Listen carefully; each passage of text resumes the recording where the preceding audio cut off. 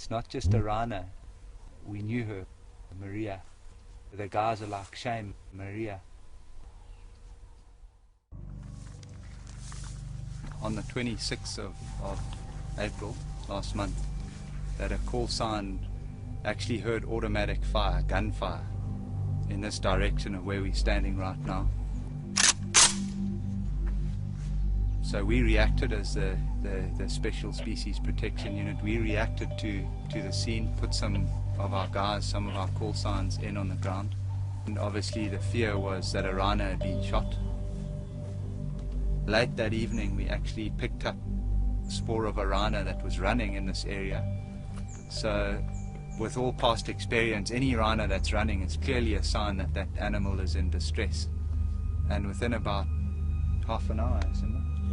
Half an hour, they were able to detect, to pick up human spoor. They found human spoor tracking that rhino. The guys came up to this position where they found baby rhino lying. It was actually squealing. Before they got to it, they heard it screaming, crying out. They came in and found it there, just lying down, shivering in fear. And then they continued to track, found where the mother's spoor, clearly the spoor was in great distress. They continued to track it, and about 500 meters down south from where we are now, they actually found the mother dead. It had been shot, been poached. The horns were removed. She was able to smell these guys approaching. She ran from them, and then she decided to settle here. And obviously protect the little guy. They took their shoes off. The gunner stalked up to this position. He came up to this tree here, and you can actually see where his bare footprint is here on the ground. He actually got into a crouch position like this and aimed straight up there towards where the rhino was sleeping.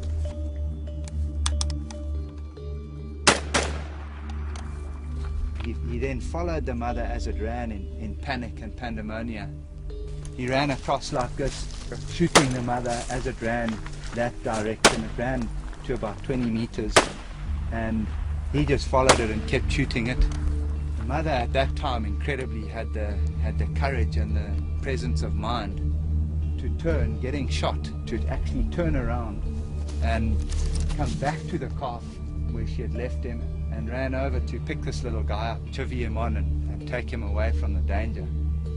He being too small, he just remained there, couldn't follow. She continued and ran for about 500 meters, and these guys then immediately got onto her spoor and ran with her. And then finally, with a heart-lung shot, she finally went down at about the 500-meter mark.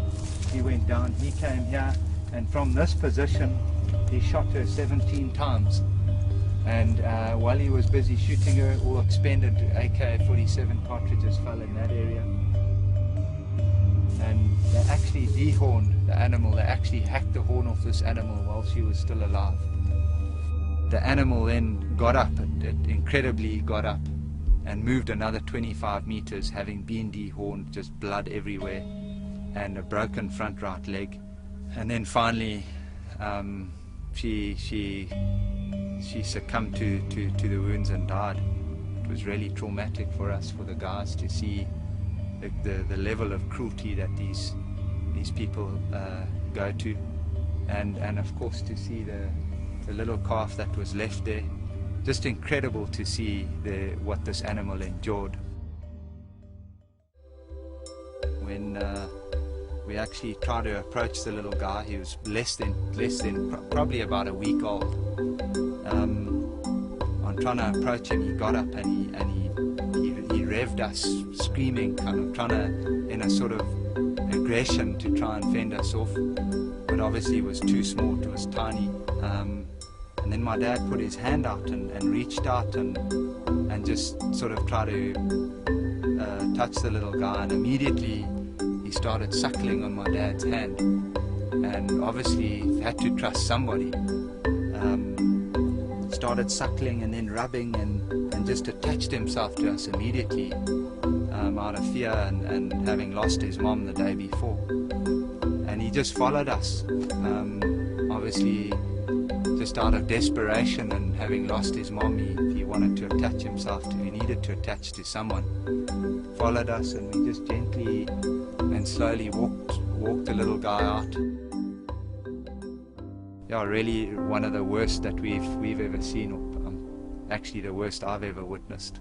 It was really traumatic, really terrible to see, and it just really goes to show that we really need the support on the ground. We're really low on manpower to be able to properly defend these animals, and it's definitely winnable.